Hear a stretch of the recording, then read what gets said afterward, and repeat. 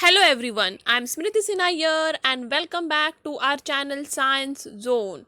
Today you follow, tomorrow we lead. And if you are new to my channel, please hit the subscribe button given below. And if you have not watched the previous videos on solid state, coordination compounds and halogen derivatives, you can click on the I button given above. And today we are going to continue with the same topic, that is electrochemistry. This is topic number 5 from Maharashtra State Board syllabus, standard 12th, electrochemistry. And if you have not seen the previous videos on electrochemistry, you can click on the I button above and see those videos and then come back to this. So the topics to be covered in this chapter were these. Out of this, we are done with introduction, electric conduction, electrical conductance of solution, electrochemical cells, electrolytic cell, galvanic or voltaic cell, electrode potential and cell potential. Today we are going to deal with thermodynamics of galvanic cell. This is the first topic, that is thermodynamics of galvanic cells, and second, reference electrode. So these are the two topics that we are going to deal today: thermodynamics of galvanic cell and reference electrodes. So let's begin with thermodynamics of galvanic cells. So we are not done with the chapter thermodynamics, okay? Still this chapter has been left to be teach, okay? So this topic will be little difficult to understand, but do not get confused. Just you try to remember the formulas, and once I am done with the thermodynamics chapter, you can come back here and recall this. That will make it easy, okay? So for the time being, just try to remember these formulas, okay? So gives energy of cell reaction and cell potential. Today we are going to begin with gives energy of cell reaction and cell potential. So what is the energy or the work done calculated as? Okay, so the electrical work done in galvanic cell is the electricity passed multiplied by cell potential. कितना work done होता है हमारे galvanic cell में, वो हम कैसे calculate कर सकते हैं? Electricity that is charge multiply by cell potential. इसलिए उसका फॉर्मूला है electric work done is equal to amount of charge passed into cell potential. Work done will be equal to amount of charge pass into cell potential. अब 1 mole of electron में कितना charge pass होता है? F Coulomb's. ये हमने last videos में देखा है कि charge of 1 mole of electron is F Coulomb's. 1 mole of electron का चार्ज कितना होगा? F Coulomb's. सो सपोज मैंने एक सेल रिएक्शन किया जिसमें n moles of electron generate हुए हैं, ठीक है? एक सेल रिएक्शन किया है मैंने गैल्वेनिक सेल में जिसमें n moles of electron generate हुए हैं, तो उनका चार्ज कितना होगा? n into F. 1 मोल का F कूलम, सो n मोल का क्रॉस मल्टीप्लाई करो n into F Coulomb's. Therefore अब ये वाला जो है वैल्यू NF, वो हम लोग सब्स्टिट्यूट करेंगे हमारे वर्क डन के फॉर्मूला में. Hence the work done is equal to amount of charge pass मतलब n into F into cell potential that is E cell. So n into F is the amount of charge pass into E cell. Okay, that is the cell potential. So total work done is equal to NF E cell. अब Gibbs ने 1878 में prove किया था कि work done जो है वो गिव फ्री एनर्जी से डिक्रीज होता है. मतलब जितना वर्क डन है वो उतना ही गिव फ्री एनर्जी डिक्रीज होगा. इसलिए electrical work is equal to minus delta G. अब गिव फ्री एनर्जी क्या होता है वो हम थर्मोडायनामिक्स के चैप्टर में सीखेंगे, ठीक है? तो अभी के लिए याद रखो electric work is equal to minus delta G. Okay, so therefore delta G equals to, तो अभी यहाँ पे डेल्टा जी से सब्स्टिट्यूट कर लो इलेक्ट्रिक वर्क को, इसलिए delta G is equal to NFE cell. Okay, जिसको आप इस तरह से भी लिख सकते हो कि delta G equals to minus N F E cell. So delta G is equals to minus N F E cell. और आपको स्टैंडर्ड चाहिए, that is standard give free energy. So standard give free energy is equal to minus N F and standard cell potential. तो ये हो गया आपका important formula, और ये बहुत इंपॉर्टेंट है ये फॉर्मूला रिमेंबर करना. So delta G zero equals to minus N F E zero of cell. तो basically electrical work done equals to amount of charge passed into cell potential. Amount of charge pass होता है n into F, और cell potential होता है E cell, और electrical work done है minus delta G. Therefore delta G zero equals to minus N F E zero of cell. Next, Y is E zero of cell an intensive property. देखो हम thermodynamics पढ़ते वक्त पढ़ने वाले हैं कि there are two types of properties. एक property होता है इंटेंसिव और एक होता है एक्सटेंसिव. दो टाइप ऑफ प्रॉपर्टी है, ठीक है, नेचर में. एक है इंटेंसिव और दूसरा है एक्सटेंसिव. तो हमें प्रूव करना है कि E zero of cell intensive property है, ठीक है. तो उसे कैसे करोगे? पहला point, delta G zero is an extensive property. Delta G zero क्या होता है? एक्सटेंसिव. अब इंटेंसिव और एक्सटेंसिव में डिफरेंस क्या है, मैं एक शॉर्ट इसमें बताती हूँ, फिर थर्मोडायनेमिक्स चैप्टर में अच्छे से एक्सप्लेन करूंगी. एक्सटेंसिव प्रॉपर्टी मतलब जो प्रॉपर्टी फॉर्मूले में जो भी दिया है उस पर डिपेंड करता है. एक्सटेंसिव मतलब वो किसी चीज पे डिपेंड करता है, ठीक है. इंटेंसिव मतलब वो डिपेंड नहीं करता, ठीक है. तो अभी यहाँ पे delta G is extensive property मतलब वो किसी चीजों पे डिपेंड करता है. E zero is intensive property मतलब E zero that is the cell potential does not depend on anything. Okay, so delta G zero is an extensive property because its value depend on amount of substance used. तो delta G zero depend करता है कि electrolyte में हमने कितना अपना solid dissolve किया है, उस पर डिपेंड करेगा. इसलिए delta G zero extensive property है, क्योंकि वो डिपेंड करता है मेरे इलेक्ट्रोलाइटिक सोल्यूशन पे, that is amount of substance used. Suppose मैंने अमाउंट ऑफ सब्सटेंस यूज दुगुना कर दिया, मतलब सबको इंटू 2 कर दिया. जो भी मेरे रेडॉक्स रिएक्शन में सब्सटेंस यूज करने वाले हो, सपोज NaCl या फिर KCl फिर AgNO3, कोई भी इलेक्ट्रोलाइट जो मैं यूज करने वाली हूँ रेडॉक्स रिएक्शन के लिए, उसका अमाउंट मैंने डबल कर दिया. तो substance oxidize and reduce will be also doubled, क्योंकि मेन सब्सटेंस जो मैंने बीकर में लिया है इलेक्ट्रोलिसिस के लिए उसका ही अमाउंट डबल है. तो ऑक्सीडाइज और रिड्यूस सब्सटेंस का भी अमाउंट डबल होगा, और जब उसका अमाउंट डबल होगा तो डेल्टा जी जीरो भी क्या हो जाएगा? डबल, ठीक है. इसलिए delta G zero extensive property, क्योंकि वो डिपेंड करता है अमाउंट ऑफ सब्सटेंस में.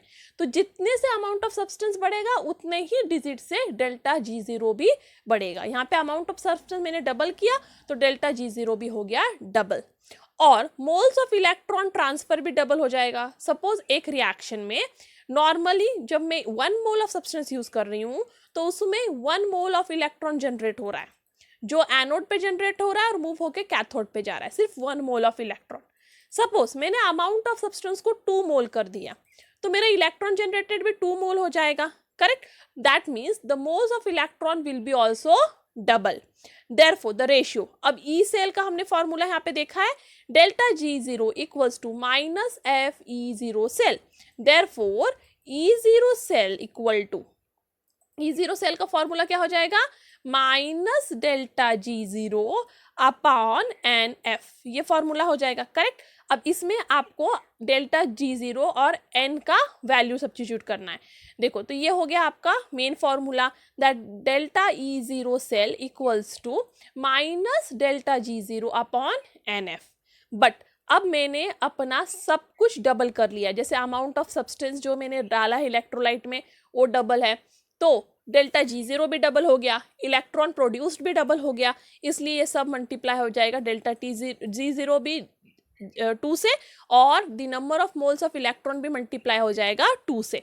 फिर 2 कैंसिल हो गया और मुझे वापस मेरा ही मेन फॉर्मूला मिला, that is E zero cells equal to delta G zero upon N F.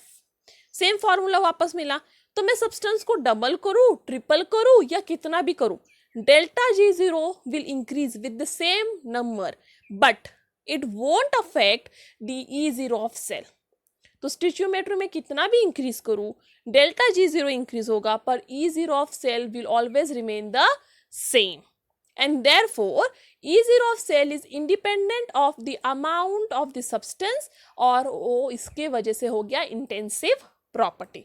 तो ये वाला फॉर्मूला प्रूफ करता है कि E0 of cell, that is the cell potential, is an intensive property because it does not depend on the amount of substance used in the electrolyte. Okay, so this you have to remember for to prove that E0 of cell is an intensive property. Next, standard cell potential and equilibrium constant. ठीक है, अब उनके बीच में relation क्या है? सो relation between the gives free energy, change of the cell reaction and standard cell potential is given by same formula, minus delta G0 equals to NFE0 cell. ये हो गया आपका relationship between gives free energy that is delta G and with the standard cell potential that is E0 of cell. तो ये दोनों का relationship क्या हो गया? Minus delta G0 equals to NFE0 cell. अब हम लोग को ये पढ़ना बाकी है, ठीक है. जब हम पढ़ेंगे तो हमें पता चलेगा give free energy of chemical reaction is equal to minus RT-ln-K. ये हम पढ़ने वाले हैं थर्मोडायनेमिक्स चैप्टर में. ये कहाँ से आया तब मैं आपको एक्सप्लेन करूंगी, ठीक है. अभी के लिए याद रखिएगा delta G0 equals to minus RT-ln-K. ठीक है. अब मुझे डेल्टा G0 का वैल्यू पता है, NFE0 सेल. ठीक है, तो यहाँ पे हो जाएगा, अब ये माइनस यहाँ पे आ गया इस साइड पे, तो minus NFE0 cell equals to minus RT-ln-K. मैंने यहाँ पे डेल्टा G0 को इस वैल्यू से सब्स्टिट्यूट कर दिया है, ठीक है. माइनस माइनस कैंसिल हो गया, therefore E0 of cell equal to RT divide by NF-ln-K हो गया. और मैंने पिछले बार ही आपको पता है जब ln को log 10 से रिप्लेस करना है तो हमें पूरे फॉर्मूले को 2.303 से मल्टीप्लाई करना पड़ेगा. तो अब हो गया 2.303 into RT upon NF log to the base 10 K. Okay, that K is equilibrium constant. अब हमें मिल गया ये फॉर्मूला और आपको इसकी वैल्यू पता है. लास्ट वाले वीडियो में हमने इसकी वैल्यू डिराइव की थी. 2.303 अब into RT divide by F का वैल्यू है 0.0592 वोल्ट, करेक्ट. तो ये आप डाल दोगे divide by N into log to the base 10 K at 25 degree Celsius. In short E0 of cell is also equal to 0.592 divide by N log to the base 10 K. तो E0 of cell आप ऐसे भी derive कर सकते हो. ये एक दूसरा फॉर्मूला हो गया, ठीक है. तो ये कैसे निकला? Delta G0 equals to minus NFE0 cell, ठीक है. और ये थर्मोडायनेमिक्स चैप्टर से आया है कि delta G0 is also equals to minus RT-ln-K. Therefore NFE0 cell equals to RT-ln-K. Minus minus cancel हो गया. E0 of cell is equal to ये सारे वैल्यूज आप यहाँ पे डाल दो और आपको पता है ln निकालने के लिए इसको मल्टीप्लाई कर दो 2.303 से. ये पूरा formula that is 2.303 into R into T divide by F का वैल्यू है 0.0592 डिवाइड बाई N. अब यहाँ पे into log to the base 10 K. तो ये हो गया आपका relationship between the standard electrode potential and equilibrium constant. ये हो गया ये दोनों की रिलेशनशिप. नेक्स्ट ये एक प्रॉब्लम है, ठीक है. तो calculate the standard give free energy and equilibrium constant at 25 degree Celsius of cell. कौन से सेल का कैलकुलेट करना है? ये वाले सेल का जहाँ कैडमियम हो रहा है Cd2+ और टीन 2+ हो रहा है टीन. तो आप देख सकते हो कैडमियम क्या हो रहा है? ऑक्सीडाइज. कैडमियम ऑक्सीडाइज हो रहा है, मतलब यहाँ पे दिया हुआ इसका oxidation potential, correct. Tin reduce हो रहा है इसलिए इसका दिया हुआ है रिडक्शन पोटेंशियल. ये आपको समझ गया होगा. तो एक का ऑक्सीडेशन एक का reduction. Now write the formula of the cell. पहले सेल का फॉर्मूला लिखना है. तो आपको पता है फॉर्मूला ऑफ द सेल कैसे लिखते हैं गिव फ्री एनर्जी का. पिछले बार मैंने आपको दिखाया है सेल का फॉर्मूला, करेक्ट. तो उसमें क्या होता है? दो वर्टिकल सिंगल लाइन होते हैं जो सेम फेज में होते हैं. दो ये वाले लाइन होते हैं जो सॉल्ट ब्रिज को डिनोट करते हैं। एक्वस सोल्यूशन को आपको यहाँ और यहाँ लिखना है और आपको सॉलिड को यहाँ। ठीक है, अब कैडमियम राइट साइड में आएगा क्या आपका टीन राइट साइड में आएगा, वो डिपेंड करेगा कि कौन रिड्यूस हो रहा है, क्योंकि कैथोड होता है राइट साइड में, एनोड होता है लेफ्ट साइड में। एनोड पे होता है ऑक्सीडेशन, तो आप देख सकते हो Cd हो रहा है Cd2+, मतलब कैडमियम का हो रहा है ऑक्सीडेशन, क्योंकि उससे 2 इलेक्ट्रॉन कम हो रहे हैं। इलेक्ट्रॉन लूज होना मतलब ऑक्सीडेशन, इसलिए मैं कैडमियम को लिखूंगी राइट साइड पे, तो Cd हो गया Cd2+। ठीक है, फिर नेक्स्ट है आपका टीन, तो आप देख सकते हो Sn2+ हो रहा है Sn, मतलब उसका 2+ 2 इलेक्ट्रॉन गेन कर रहा है और नॉर्मल Sn एलिमेंट बना रहा है। इसका मतलब ये हो रहा है रिड्यूस। रिडक्शन के लिए आपको चाहिए कैथोड, तो यहाँ हो जाएगा Sn2+ is converted to Sn। तो ये आपका सेल रिएक्शन हो गया, जहाँ Cd is gone to Cd2+, ये आपका सॉल्ट ब्रिज, जहाँ Sn नेक्स्ट फेज में Sn2+ is converted to Sn। अब यहाँ पे आप सबको डिनोट कर दीजिए, ये सॉलिड है तो यहाँ सॉलिड लिख दीजिए, ये एक्वस है तो यहाँ एक्वस लिख दीजिए, यहाँ पे भी एक्वस लिख दीजिए और यहाँ पे सॉलिड। तो इस तरह से आपका हो गया cell. So this is the formula of cell, जो यहाँ पे भी दिया हुआ है एग्जाम नोटबुक में, ठीक है, टेक्स्ट बुक में, सॉरी, यहाँ पे टेक्स्ट बुक में वो दिया हुआ है, सेम हमने इधर लिखा है। तो कैसे लिखना है आपको अब पता चल गया होगा। पिछले वीडियो में हमने देखा था गैल्वेनिक सेल में 2 वर्टिकल लाइन होते हैं जो डिनोट करते हैं 2 डिफरेंट फेजेस, पर ये दोनों फेजेस एक दूसरे से कांटेक्ट में। 2 डबल लाइन होते हैं जो डिनोट करते हैं सॉल्ट ब्रिज, और ये एक हाफ सेल होता है, ये सेकेंड हाफ सेल होता है। ये एनोड होगा जो आपके लेफ्ट साइड में होगा, वो कैथोड होगा जो राइट साइड में होगा। जिसका ऑक्सीडेशन होगा आप इस साइड लिखोगे, जिसका रिडक्शन होगा आप ये साइड लिखोगे। तो इस तरह से आपका हो गया गैल्वेनिक सेल। नेक्स्ट, अब आपको कैलकुलेट क्या करना है, standard give free energy and equilibrium constant. तो डेल्टा जी और फिर उसके बाद के कैलकुलेट करना। So delta G equals to minus NF E0 of cell. Now E0 of cell मतलब E0 ऑफ Sn माइनस E0 ऑफ Cd।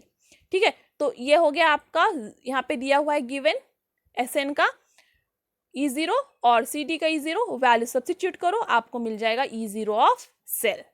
अब यहाँ पे आप देख सकते हो 2 इलेक्ट्रॉन कैडमियम लूज कर रहा है Cd2+ बनने के लिए, 2 इलेक्ट्रॉन 3 गेन कर रहा है Sn बनने के लिए, मतलब number of electrons used in this is 2 electron per mole. Correct. So delta G0 is equals to -2, n का वैल्यू हो गया 2, f का 96500 इंटू E0 हमने अभी कैलकुलेट किया है 0.267, और ये पूरा को आप कैलकुलेट करोगे तो आपको मिल जाएगा जूल में वैल्यू, दैट इज -51531 जूल, जिसको आपको किलो जूल में कन्वर्ट करने के लिए इसे आपको 1000 से डिवाइड करना होगा। जब आप इसको 1000 से डिवाइड करेंगे तो ये वैल्यू कन्वर्ट हो जाएगा किलो जूल में। तो आपको मिल गया आपका डेल्टा जी -51.53 किलो जूल। अब आपको कैलकुलेट करना है इक्विलिब्रियम कांस्टेंट। इक्विलिब्रियम कांस्टेंट का ये वाला फॉर्मूला है, that is E0 of cell equals to 0.0592 divide by n into log to the base 10 k। तो आपने वो फार्मूला लिखा, अब इसमें वैल्यू सब्स्टिट्यूट करो। E0 ऑफ सेल मैंने यहाँ कैलकुलेट कर लिया है 0.0592 डिवाइड बाय 2, क्योंकि n है मेरा 2, log to the base 10 k, फिर log टू द बेस 10 के वैसे ही रखोगे, बाकी वैल्यूज इस तरफ लाओगे, इसे सॉल्व करोगे तो आपको मिल जाएगा 9.0203।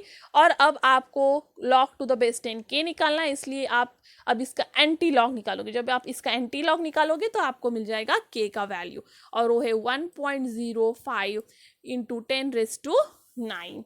Okay, so this is how you can find out the give free energy and the equilibrium constant। तो आपको बेसिकली 2 फॉर्मूले याद रखना है, ये वाला delta G0 equals to -NF E0 of cell, और दूसरा फॉर्मूला ये वाला है that E0 of cell equals to 0.0592 divide by n log to the base 10 k। ठीक है, नेक्स्ट रेफरेंस इलेक्ट्रोड्स। अब रेफरेंस इलेक्ट्रोड्स क्या होता है और वो क्यों यूज होता है। तो हमारे जो गिफ्ट्स, ये जो हमारे गैल्वेनिक सेल है उसमें 2 हाफ सेल्स होते हैं, करेक्ट, ये फर्स्ट ये सेकेंड। एक बिहेव करता है एनोड की तरह, एक बिहेव करता है कैथोड की तरह, ठीक है। अब ये दोनों का जब हम पोटेंशियल ऐड करते हैं, ये दोनों इलेक्ट्रोड का जब पोटेंशियल हम ऐड करते हैं, तब हमें मिलता है टोटल सेल का पोटेंशियल, करेक्ट। जब एनोड और कैथोड ये दोनों सेल्स के हम पोटेंशियल ऐड करेंगे तब हमको मिलेगा टोटल सेल का पोटेंशियल, ठीक है। अब सपोज मुझे सिर्फ एक ही का पोटेंशियल पता लगाना है, सिर्फ एक ही सेल का, तो उसके लिए मैं क्या ये कर सकती हूँ, दूसरे सेल का वैल्यू 0, तो सपोज दूसरे सेल का इलेक्ट्रिकल पोटेंशियल को मैंने कर दिया 0, सपोज मैंने कैथोड के पोटेंशियल सेल का वैल्यू कर दिया 0, तो एनोड का हो जाएगा x, so x plus 0 will give me total sale potential. Total sale potential calculate करना बहुत ईजी है वोल्ट मीटर से, तो मैं टोटल सेल पोटेंशियल कैलकुलेट कर लूंगी, सपोज दैट इज z, और फिर मैं अब यहाँ पे क्या हो जाएगा x इक्वल टू z, मतलब जो भी टोटल सेल का पोटेंशियल होगा वही मेरा एनोड का पोटेंशियल होगा। इसका मतलब मैंने एक हाफ सेल का पोटेंशियल कर दिया 0, और इसकी वजह से मुझे दूसरा हाफ सेल का पोटेंशियल कैलकुलेट करना बहुत ईजी हो गया। और जिसका मैंने पोटेंशियल कर दिया है 0 उसे मैं कहूँगी रेफरेंस इलेक्ट्रोड। वो एक इलेक्ट्रोड जिसे का पोटेंशियल मुझे पता है और उसे मैं 0 कंसिडर कर रही हूँ, जिसके हेल्प से मैं सेकेंड इलेक्ट्रोड का पोटेंशियल ईजिली कैलकुलेट कर सकती हूँ। So basically reference electrode is a electrode whose potential is arbitrarily taken as 0 or is exactly known। मतलब रेफरेंस इलेक्ट्रोड वो इलेक्ट्रोड है जिसका पोटेंशियल हम जबरदस्ती 0 कंसिडर करेंगे या फिर उसे हमें एकदम एग्जैक्ट वैल्यू उस इलेक्ट्रोड का पता रहेगा।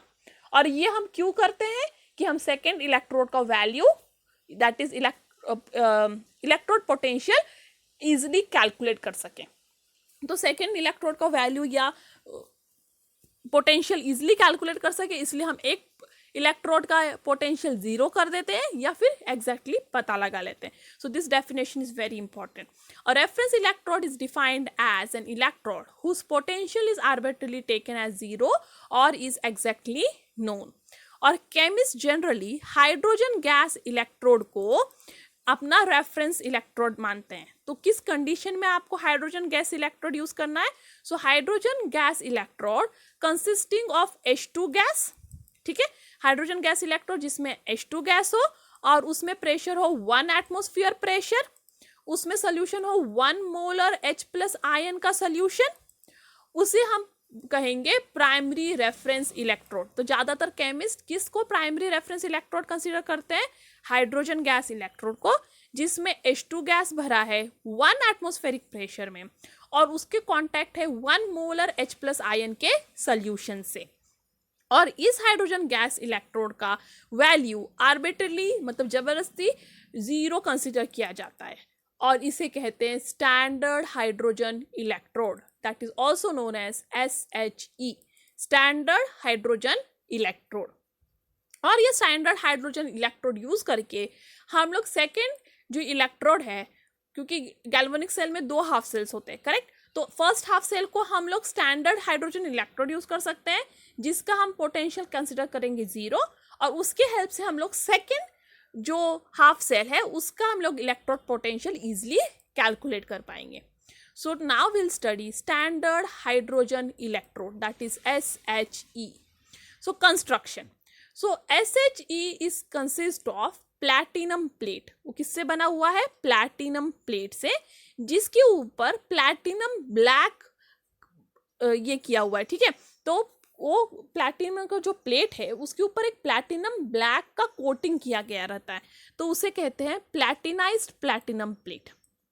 क्यों प्लैटिनाइज्ड प्लैटिनम प्लेट? क्योंकि उस प्लैटिनम प्लेट पे प्लैटिनम ब्लैक का कोटिंग किया जाता है, तो उसे कहते हैं प्लैटिनाइज्ड प्लैटिनम प्लेट। तो SHE में एक प्लैटिनम प्लेट होता है जिसके ऊपर प्लैटिनम ब्लैक की कोटिंग होती है और इस ब्लैक प्लेट को कनेक्ट किया जाता है एक्सटर्नल सर्किट से via circuit through a sealed narrow tube, ठीक है। तो ये वाला जो प्लैटिनम प्लेट है, देखो इसमें से एक सर्किट बाहर जा रहा है, ये वाला लाइन जो बाहर आपके एक्सटर्नल सर्किट को कनेक्टेड है, तो ये वाला जो है वो बाहर जाके एक्सटर्नल सर्किट को कनेक्टेड रहेगा और ये वायर जाएगा एक सील्ड ट्यूब से और इस सील्ड ट्यूब में भरा रहेगा मर्क्यूरी। ठीक है, तो प्लेट किसको कनेक्टेड है, एक्सटर्नल सर्किट को, वायर सील्ड ट्यूब और उस सील्ड ट्यूब में भरा हुआ है मर्क्यूरी। और ये पूरा जो plate along with this sealed tube ये सब किससे कवर है, ग्लास जैकेट से। तो ये पूरा प्लेट और उसका पूरा सर्किट, ये सील्ड ट्यूब, ये सब कवर्ड है इस ग्लास जैकेट में। ठीक है, अब ये प्लैटिनम इलेक्ट्रोड जो along with the glass jacket, ठीक है, ये पूरा हो गया आपका प्लैटिनम इलेक्ट्रोड, मतलब ये हो गया आपका HSE। ये पूरा को डुबाया गया है 1 मोल हाइड्रोजन आयन के सोल्यूशन में। तो ये ग्लास जैकेट सहित ये प्लैटिनम प्लेट को डुबाया गया है 1 मोलर ऑफ H+ आयन के सोल्यूशन में और इस सोल्यूशन को पूरी तरह सैचुरेट रखा जाता है H2 गैस से। ठीक है, ये जो सोल्यूशन है उसको पूरी तरह सैचुरेट किससे करेंगे, H2 गैस से, जो 1 एटमॉस्फेयर प्रेशर पे है। और इस H2 गैस को अंदर कैसे घुसाएंगे, इस ग्लास जैकेट की इस ओपनिंग से। तो इस ग्लास जैकेट की इस ओपनिंग से हमारा H2 गैस 1 एटमॉस्फेयर प्रेशर से पंप किया जाता है अंदर की तरफ, जिससे हमारा 1 मोलर आयन का सोल्यूशन H2 से पूरी तरह सैचुरेटेड रहे। प्लैटिनम प्लेट इस दरमियान कभी भी इलेक्ट्रोड रिएक्शन में पार्टिसिपेट नहीं करता। प्लैटिनम प्लेट कभी भी इलेक्ट्रोड रिएक्शन में पार्टिसिपेट नहीं करता और इसलिए इसे कहते हैं इनर्ट इलेक्ट्रोड। वो क्यों यूज होता है, सिर्फ इलेक्ट्रॉन ट्रांसफर के लिए। ये प्लैटिनम प्लेट सिर्फ इलेक्ट्रॉन ट्रांसफर के लिए यूज होता है। तो जल्दी से मैं एक बार और कंस्ट्रक्शन बताती हूँ। तो आपका SHE that is standard hydrogen electrode में होता है एक प्लैटिनम प्लेट जो प्लैटिनम ब्लैक से कोटेड है और जो एक्सटर्नल सर्किट से जुड़ा हुआ है वाया सील ट्यूब और इस सील ट्यूब में भरा हुआ है मर्क्यूरी। अब इसे सबको प्रोटेक्ट किया जाता है ग्लास जैकेट से और ये पूरा जो प्लैटिनम इलेक्ट्रोड है उसे डुबाया जाता है solution of 1 molar H+ ion में और इस H+ आयन सोल्यूशन को सैचुरेट रखा जाता है H2 गैस से जो 1 एटमॉस्फेयर प्रेशर से है, जो इसमें घुसता है इस जैकेट थ्रू। प्लैटिनम प्लेट कभी भी रिएक्शन में पार्टिसिपेट नहीं करेगा, जस्ट उसका ये वर्क है कि वो इलेक्ट्रॉन ट्रांसफर में हेल्प करेगा। तो दिस इज द कंस्ट्रक्शन। अब हम देखते हैं formulation. So standard hydrogen electrode is represented by H+ gives H2 gas और ये किसके प्रेजेंस में होता है, प्लैटिनम। मतलब प्लैटिनम के सरफेस के ऊपर H+ बन जाता है H2 गैस। मतलब यहाँ क्या हो रहा है, रिडक्शन, क्योंकि यहाँ पे हो रहा है gain of electron, that is reduction.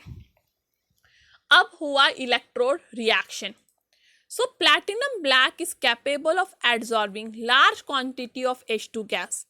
Platinum black के ऊपर एक कैपेसिटी होती है कि बहुत ज़्यादा अमाउंट ऑफ H2 गैस को एब्जॉर्ब कर सकता है और उसको चेंज कर सकता आयोनिक फॉर्म में, दैट इज H+ में, और फिर पूरा सेल इस प्रोसेस को रिवर्स करता है।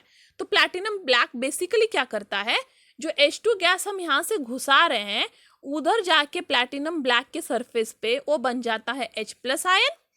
ठीक है, और पूरा ये सेल वापस ये सेल रिवर्स करता है उसे, इस H+ आयन और वो H2 गैस जो आ रहा है अंदर, वो दोनों H+ आयन को जोड़ के इलेक्ट्रॉन गेन करके उसे कन्वर्ट करता है H2 में।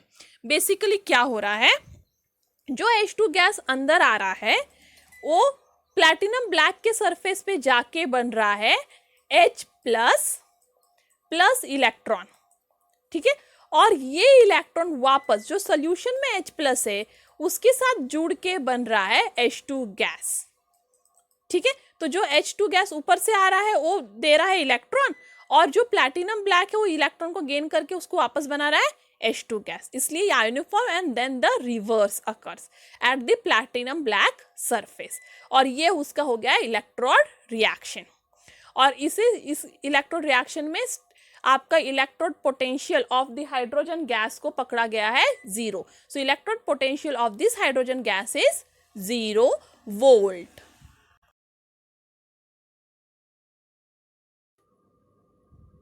तो ये हो गया आपका फॉर्मुलेशन ऑफ स्टैंडर्ड इलेक्ट्रोड। अब नेक्स्ट है application of standard hydrogen electrode. तो नेक्स्ट पार्ट है एप्लीकेशन। तो standard hydrogen electrode is used for primary reference electrode to determine the standard potential of other electrode. तो मैंने आपको पहले ही बताया रेफरेंस इलेक्ट्रोड का काम ही ये है कि हम उसके हेल्प से दूसरे वाले इलेक्ट्रोड का पोटेंशियल फाइंड आउट कर सकते हैं। ठीक है, तो स्टैंडर्ड इलेक्ट्रोड पोटेंशियल का हम लोग इलेक्ट्रोड पोटेंशियल क्या कंसीडर करते हैं, 0, और टोटल इलेक्ट्रोड पोटेंशियल तो हम इस वोल्टमीटर से कैलकुलेट कर सकते हैं।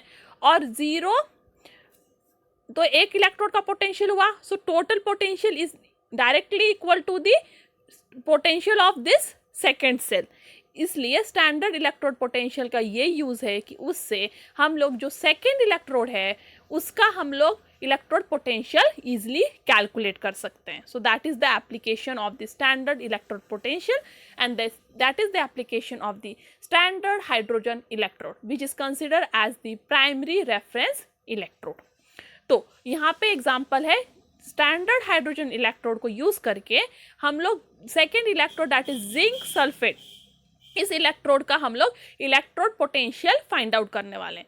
तो to determine the standard potential of Zn2+ which gives zinc, मतलब यहाँ पे हो रहा है रिडक्शन, वो हम लोग को फाइंड आउट करना है with the help of standard hydrogen electrode. तो हमारा सेल, ये पूरे गैल्वेनिक सेल का फॉर्मुलेशन ऐसे हो जाएगा, Zn gives Zn2+, this is the first half cell. Second half cell है आपका SHE, जिसका फॉर्मुलेशन हमने अभी यहाँ पे पढ़ा है। तो ये हो गया आपका second half cell that is SHE, और फर्स्ट हाफ सेल जिसका हम लोग को कैलकुलेट करना है वो है Zn gives Zn2+। अब the standard electrode potential E cell, मतलब complete standard electrode potential of complete galvanic cell is equal to standard electrode potential of hydrogen minus standard electrode potential of zinc. ठीक है, तो complete cell का standard electrode potential क्या हो जाएगा, hydrogen के standard electrode potential से minus zinc का स्टैंडर्ड इलेक्ट्रोड पोटेंशियल।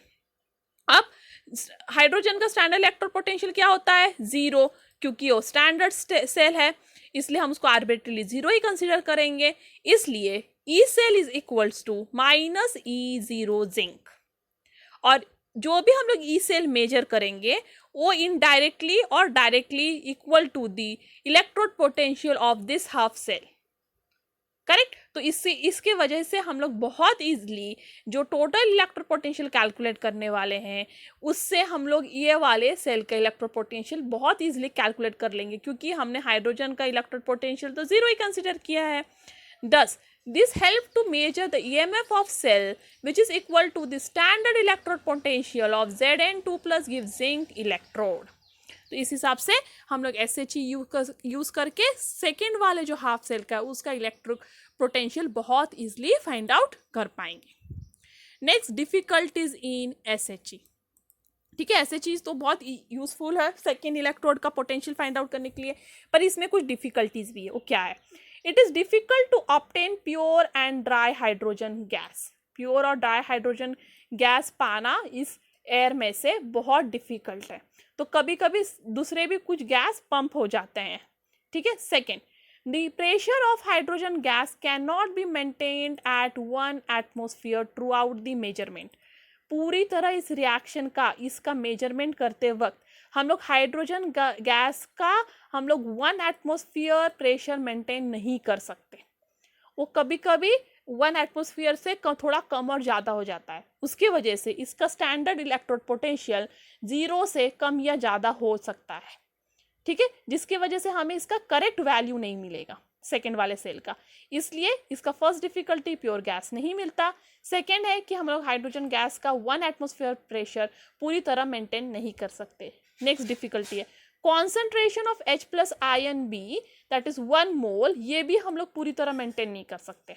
इस सोल्यूशन में जो हम लोग 1 मोल ऑफ H+ आयन ले रहे हैं वो भी कभी कभी कम या ज़्यादा हो जाता है उसका भी कॉन्सेंट्रेशन। वो क्यों, क्योंकि हम लोग ऊपर से गैस बबल कर रहे हैं, गैस बबल करने की वजह से नीचे वाली जो पानी है वो इवापोरेट होने लगता है, क्योंकि हम गैस बबल करेंगे उसमें कुछ हीट होगा जिसकी वजह से यहाँ का जो पानी है वो थोड़ा सा इवापोरेट होगा। पानी इवापोरेट होगा मतलब सॉल्वेंट कम हो जाएगा, सॉल्वेंट और सॉल्यूट का रेशियो में फर्क पड़ जाएगा और उसकी वजह से कॉन्सेंट्रेशन ऑफ 1 मोलर भी डिस्टर्ब हो जाएगा। और जैसे कॉन्सेंट्रेशन डिस्टर्ब हुआ वापस हमारे स्टैंडर्ड कंडीशन खराब हो गए, जिसकी वजह से SHE का जीरो इलेक्ट्रोड पोटेंशियल भी कम या ज़्यादा हो जाएगा। और वो कम या ज़्यादा हो गया तो सेकेंड इलेक्ट्रोड का जो हम पोटेंशियल मेजर करेंगे वो थोड़ा बहुत एरर के साथ आएगा। इसके वजह से स्टैंडर्ड इलेक्ट्रोड पोटेंशियल पे भी हम पूरी तरह यहाँ पे स्टैंडर्ड हाइड्रोजन इलेक्ट्रोड पे भी पूरी तरह डिपेंड नहीं हो सकते। पहला रीज़न कि जो हम लोग H2 गैस पास करने वाले वो कंप्लीट तरह प्योर नहीं होता। सेकेंड, हम 1 एटमोसफियर प्रेशर नहीं मेंटेन कर पाते हैं। और थर्ड कि H+ आयन जो सोल्यूशन है उसका कॉन्सेंट्रेशन डिस्टर्ब हो जाता है इस गैस को पंप करने की वजह से। तो this are the difficulties in SHE। Next is hydrogen gas electrode. So hydrogen gas electrode is same as standard electrode, ठीक है, हाइड्रोजन SHE की तरह ही है, जस्ट यहाँ पे आप सिर्फ PT की जगह लिखोगे, यहाँ पे PH2। H+ aqueous give you H2 gas that is pressure at H2 that is platinum H+, ठीक है। And the pressure of hydrogen gas differ from unity. जो ये प्रेशर है हाइड्रोजन गैस का उसको हम 1 एटमोसफियर नहीं कंसिडर करते, ये थोड़ा सा 1 एटमोसफियर से कम या ज़्यादा हो सकता है, इसलिए hydrogen gas electrode is better than SHE, क्योंकि वहाँ पे 1 एटमोसफियर प्रेशर कंसिडर करना जरूरी नहीं है, क्योंकि गैस को हम लोग 1 एटमोसफियर प्रेशर से थोड़ा सा ज़्यादा या कम ले सकते हैं। तो इलेक्ट्रोड रिएक्शन यहाँ पे है same as that, 2H+ + 2 electron give you 2H2 और इसका प्रेशर होगा PH2। इस गैस का प्रेशर क्या होगा? PH2। तो नेक्स्ट इक्वेशन जो हमने लास्ट वाले वीडियो में पढ़ा है, so standard hydrogen gas electrode का electron potential is equals to standard potential minus 0.0592 divide by 2, क्योंकि यहाँ पे 2 इलेक्ट्रॉन है इसलिए n is 2 log to the base 10 आपका right side that is the pressure of H2। ज़्यादातर हम लोग राइट साइड प्योर सब्सटेंस के लिए लेते हैं 1, but it is not pure because we are taking it at different pressure, so you will take the PH2 divide by आपका left side that is H plus concentration into 2, क्योंकि 2 moles है इसलिए raise to 2। अब standard hydrogen electrode is always consider as 0। Standard hydrogen electrode जो ये वाला है E0H2, इसको हम हमेशा क्या कंसिडर करते हैं? 0, इसलिए वो हो जाएगा 0। तो therefore the electrode potential of H2 that is hydrogen gas electrode का electric potential is equal to minus 0.0592 divide by 2 log to the base 10 pressure of hydrogen gas divide by H+ concentration, और इससे हमें मिल जाएगा hydrogen gas electrode का potential. तो इस तरह आज हमने पढ़ा रेफरेंस इलेक्ट्रोड, और ये बहुत इंपॉर्टेंट है, दैट इज SHE, उसका कंस्ट्रक्शन, उसका फॉर्मुलेशन एंड उसका एप्लीकेशन और उसकी डिफिकल्टीज बहुत इंपॉर्टेंट है ये वाला क्वेश्चन, ठीक है। सो I hope you have understood. If you have still any doubt, any comment, any suggestion, you can do that on askyatout04@gmail.com, even in the comment box. Okay, if you like my video, please give me a thumbs up. And if you have any doubt, any difficulty, you can always, you are always welcome to me by this email ID. And share this video to more and more of your friends so that I can make better videos next time. So that's all for today. And before departing, sincerity is not to say everything you think, but to mean everything you say. That's all for today. Thank you. Stay tuned.